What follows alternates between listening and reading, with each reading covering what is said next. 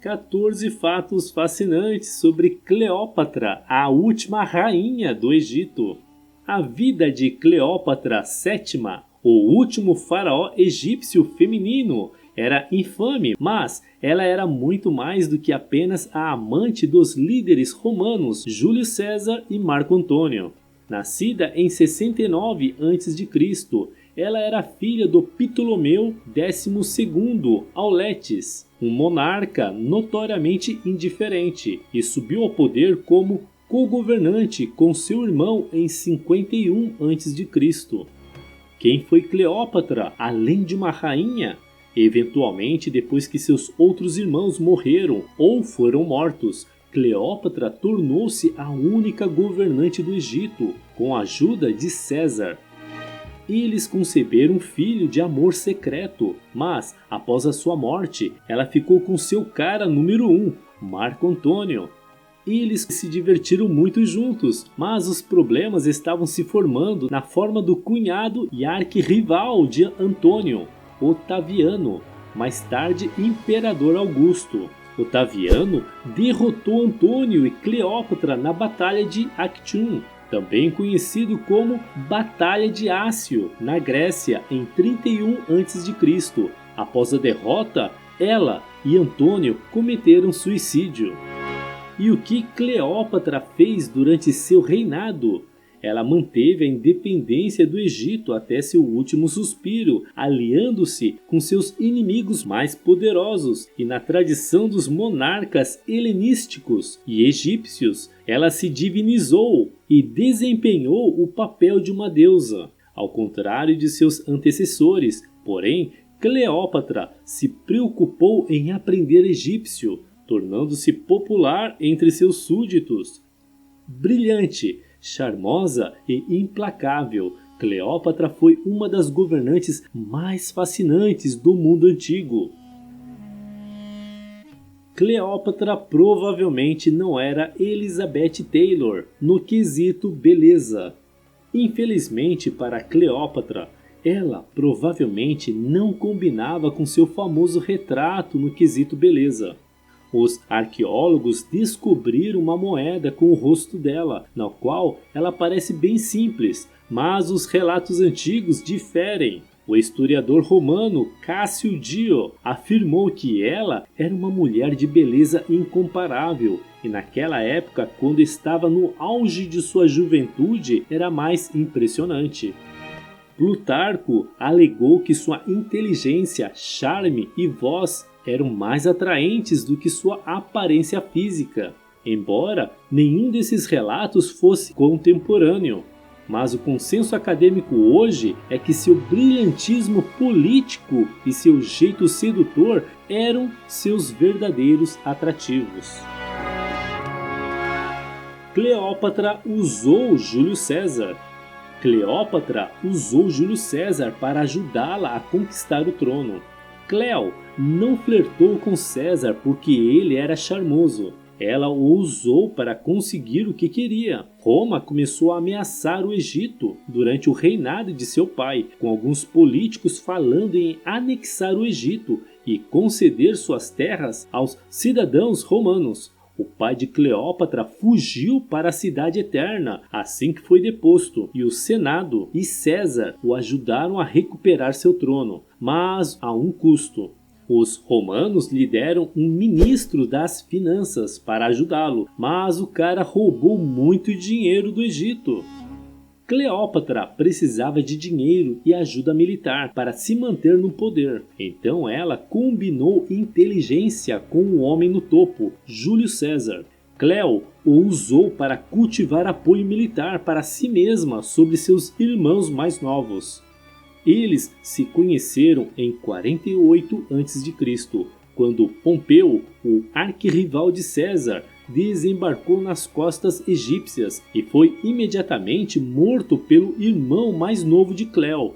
César seguiu Pompeu e veio para o Egito, onde conheceu uma jovem rainha brilhante que o atraía intelectualmente e sexualmente, e a história foi feita. A lenda de Cleópatra enrolada no tapete. A lenda diz que ela se infiltrou no quarto de César enrolada em um tapete. Isso mesmo, diz a lenda que Cleópatra se envolveu em um tapete e entrou clandestinamente no quarto de César, mas isso provavelmente era falso. Plutarco afirma que ela foi enfiada em um saco de cama, provavelmente uma bolsa para lençóis reais, e jogada em seus aposentos. Outras fontes afirmam que ela foi enrolada em um tapete para fugir das forças de seu irmão. Independentemente de como ela realmente chegou ao lado de César, não é de admirar que ele tenha ficado extasiado com ela. Ela era brilhante, charmosa, sexy e tinha menos da metade de sua idade. Eles fizeram cruzeiros no Nilo juntos, provavelmente fizeram amor e trocaram ideias políticas. Quem sabe exatamente o que eles discutiram? Cleópatra se tornou uma deusa. Na verdadeira moda egípcia, Cleópatra declarou-se uma deusa, embora seus predecessores ptolomaicos tivessem feito o mesmo, muitas vezes assumindo os papéis de divindades gregas. Ela deu um passo adiante e ecoou rainhas ptolomaicas anteriores, associando-se a Ísis, a deusa-mãe. Ísis era a mãe de Horus, o primeiro deus faraó do Egito. Ao tornar-se Ísis encarnada, Cleópatra estava declarando que ela era a mãe divina e protetora das duas terras e seu povo. Ela também se amarrou a seus súditos e solidificou o seu governo. Como Ísis e outras rainhas mortais, Cleópatra se casou com seu irmão. Ela usava vestes sagradas em um festival e se retratava como Ísis em estátuas. Ela foi apelidada de Nova Ísis. De fato, seu consorte Marco Antônio se tornou Osíris nessas representações, para mostrar que um par divino estava novamente governando o Egito. Ela foi casada com 2 de seus próprios irmãos e pode ter matado um deles. Na verdadeira moda egípcia real, os membros da dinastia ptolomaica se casaram com seus irmãos e parentes imediatos. Cleópatra não foi diferente. Após a morte de seu pai, Ptolomeu XII, esta jovem de 18 anos começou a governar o Egito, ao lado de seu irmão de 10 anos, chamado Ptolomeu XIII. Os dois provavelmente se casaram. Ele a exilou do Egito e ela foi a Roma para obter ajuda de Júlio César para retomar seu reino. Quando os romanos invadiram Alexandria, Ptolomeu XIII se afogou no Nilo, provavelmente devido ao peso de sua armadura.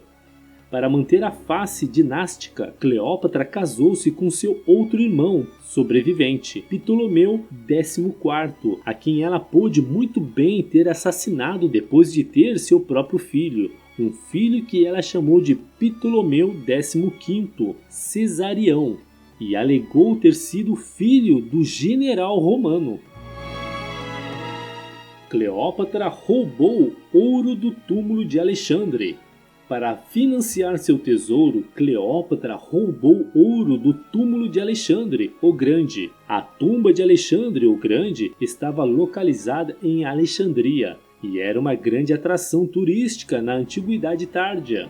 O primeiro rei ptolomaico o trouxe para lá, mas sucessivas gerações saquearam o túmulo de Alexandre. Cleópatra não foi diferente. Após a Batalha de Actium, que praticamente eliminou suas forças, Cleo invadiu o mausoléu de Alexandre e os locais de descanso de seus próprios ancestrais para obter metais preciosos para financiar sua campanha contínua contra Roma. Ela tirou ouro do túmulo de Alexandre, em particular, para sua missão. Ironicamente, foi somente quando o romano Otaviano, inimigo mortal de Cleópatra, conquistou Alexandria que Alexandre recebeu uma coroa de ouro novamente.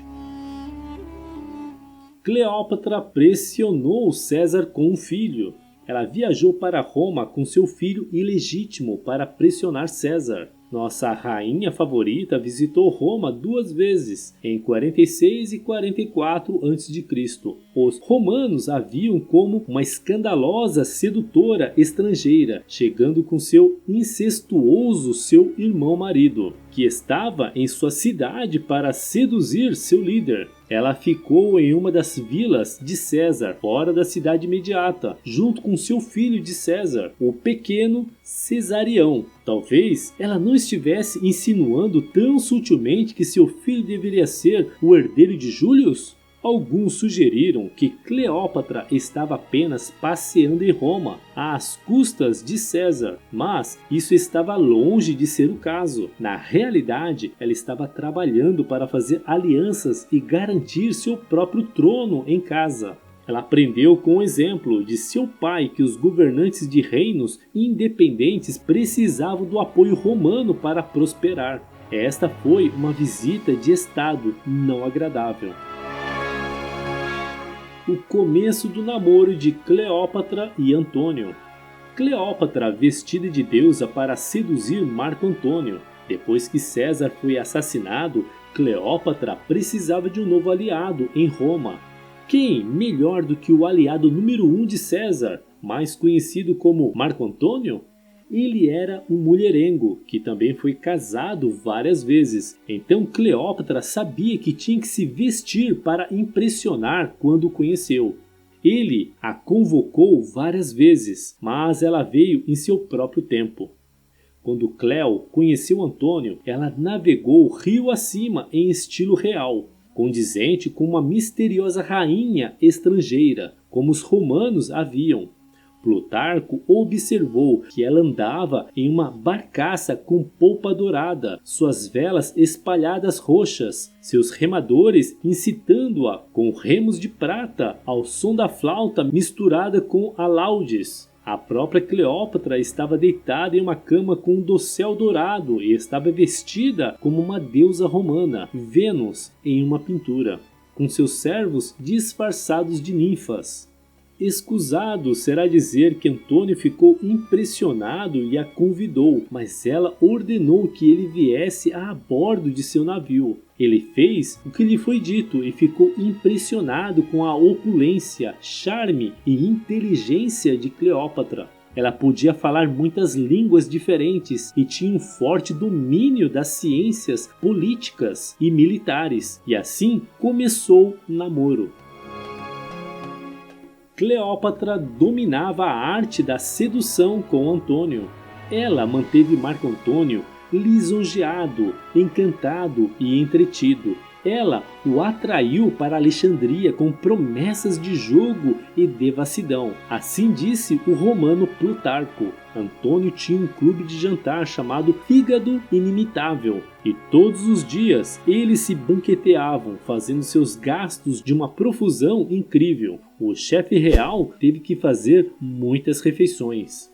Cleópatra estava sempre mantendo Antônio entretido, sempre contribuindo com algum novo deleite e charme para as horas de seriedade ou alegria de Antônio, mantendo-o sob tutela constante. Segundo Plutarco, eles jogavam dados, ficavam bêbados, caçavam juntos. Ela o observava malhar e quando ele saía para beber, ela ia com ele, vestida de plebeia. Cleópatra roubou Antônio de sua esposa. Não era incomum alguém ter casos no mundo antigo, não mais estranho do que agora, e provavelmente menos. Mas Marco Antônio era um verdadeiro mulherengo. Ele estava em seu quarto casamento quando conheceu e se casou com Cleópatra bigamicamente. Mas ele não podia simplesmente se divorciar de sua quarta esposa tão facilmente quanto tinha feito com alguma das primeiras. Porque ela era Otávia, irmã de seu arquirrival, o superpoderoso Otaviano. Mais tarde, Augusto, o primeiro imperador de Roma, que derrotou Antônio e Cleópatra na Batalha de Actium em 31 a.C. Esta foi uma aliança importante, mas Antônio não se importava em desistir de Otávia por uma excitante rainha estrangeira. Para manter Antônio, afirmou Plutarco, ela, portanto, fingiu estar extremamente apaixonada por Antônio e reduziu o seu corpo por uma dieta esbelta. Ela colocou um olhar em êxtase quando Antônio se aproximou e um de desmaio e melancolia quando ele foi embora. Ela basicamente o persuadiu para que ele a escolhesse, sua amante esposa, em vez de sua legítima esposa, na qual os romanos não olhavam com carinho. Então Cleópatra viajou com Antônio para Atenas. Ele expulsou Otávia e seus filhos para fora de sua casa. Cleópatra talvez tenha tirado sua própria vida.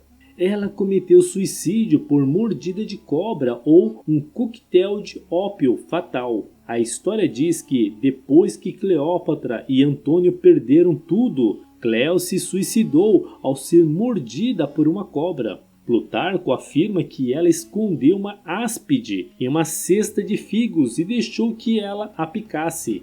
Ele admite, no entanto, que a verdade do assunto ninguém sabe, pois também foi dito que ela carregava veneno em um pente oco e mantinha o pente escondido em seu cabelo. E ainda assim, nem mancha nem outro sinal de veneno irrompeu sobre o corpo dela. Ou talvez Cleópatra não tinha morrido por picada de cobra, mas em vez disso, ela bebeu um coquetel letal. O que teria em sua bebida? Talvez ópio, cicuta, o que Sócrates usou para se matar, e acônito mortal. Cleópatra aprendeu egípcio. Ao contrário de seus ancestrais gregos, Cleópatra aprendeu egípcio e pode ter sido parte egípcia. A dinastia ptolomaica do Egito, fundada pelo faraó Ptolomeu I Sóter Salvador, era de descendência grega, principalmente macedônia. Ptolomeu, nascido na Grécia, era um dos melhores amigos de Alexandre o Grande. Após a morte de Alexandre, Ptolomeu e outros generais de Alexandre dividiram seu império. Ptolomeu conquistou o Egito junto com alguns outros territórios menores. Ele manteve seu nome grego, mas modelou-se de acordo com os governantes egípcios, tornando-se faraó. Seus sucessores foram mais longe ao se casar com seus irmãos, uma marca registrada de muitos reis antigos, egípcios em particular. Assim, grande parte da família de Cleópatra era grega macedônia e não egípcia nativa. Mas, ao contrário de seus antecessores, Cleo realmente teve tempo para aprender a língua egípcia, o que significa que ela poderia se comunicar efetivamente com seus súditos. Ela pôde realmente ter descendência parcialmente egípcia. Seu pai, Ptolomeu XII, era principalmente grego, mas não sabemos a identidade de sua própria mãe ou da mãe de Cleópatra. Talvez a avó ou a mãe de Cleo fossem egípcias e incutiram na jovem princesa o amor por seu país natal. As duas irmãs de Cleópatra. Suas duas irmãs foram ambas rainhas fracassadas e Cleópatra teve uma delas morta. Além de seus irmãos maridos, Cleópatra tinha duas irmãs, Berenice IV e Arsinoe IV. Berenice era a mais velha dos 5 irmãos, e quando seu pai decidiu fugir um pouco para Roma, ela se fez rainha na ausência dele, em 58 a.C. Berenice se casou com um primo chamado Seleuco para solidificar sua reivindicação ao trono, mas ele foi morto uma semana depois do casamento. E um segundo casamento não se saiu muito melhor. Quando seu pai voltou para casa, ele executou a filha mais querida em 56 a.C. A irmã mais nova de Cleópatra, Arsinoe, era tão ambiciosa quanto o resto de sua família. Quando César chegou ao Egito, deu a Arsinoe a ilha de Chipre para governar como sua, provavelmente apenas no nome. Ansiosa pelo poder, Arsinoe e seu tutor obtiveram o apoio de um exército egípcio nativo, que o nomeou rainha em 48 a.C., mas os romanos os derrotaram. E Arsinoe foi enviada a Roma acorrentada como símbolo do triunfo de César. Em 41 a.C., Cleópatra convenceu Antônio a executar sua irmãzinha. Os 4 filhos de Cleópatra. Cleópatra teve 4 filhos, e um de seus descendentes pode ter sido outra rainha rebelde. Cleópatra cumpriu seu dever dinástico e teve 4 herdeiros ao trono ptolomaico, mas nenhum deles a sucedeu após a sua morte. O que aconteceu com os filhos dela? Seu filho mais velho, Ptolomeu Cesarião, pequeno César, era seu filho com Júlio César, embora algumas autoridades romanas duvidassem de sua paternidade. Antes da morte de Cleópatra, ela enviou Cesário para o exílio na Índia com muito dinheiro para se sustentar. Mas ele hesitou no caminho e voltou, e o filho adotivo, sobrinho neto de César, Otaviano, chegou a Cesário e o matou. Os 3 filhos mais novos de Cleo foram gerados por seu segundo amante romano, Marco Antônio. Eles eram gêmeos, Alexandre Hélios e Cleópatra Selene, nomeados após os deuses gregos do Sol e da Lua, e Ptolomeu Filadelfo. Cada um teve seu próprio reino para governar, mas Filadélfios e Hélios provavelmente morreram, seja naturalmente ou devido ao jogo sujo, depois que foram trazidos para Roma e sob o olhar atento de Otaviano. Mas Cleópatra Selene teve um destino diferente. Ela era casada com Juba, o rei cliente romano da Mauritânia, no norte da África. Seu filho mais tarde foi morto por seu primo, o imperador romano Calígula. Ele pode ter tido herdeiros, no entanto, incluindo outro grande rebelde contra Roma, Zenóbia, a rainha de Palmíria, na Síria.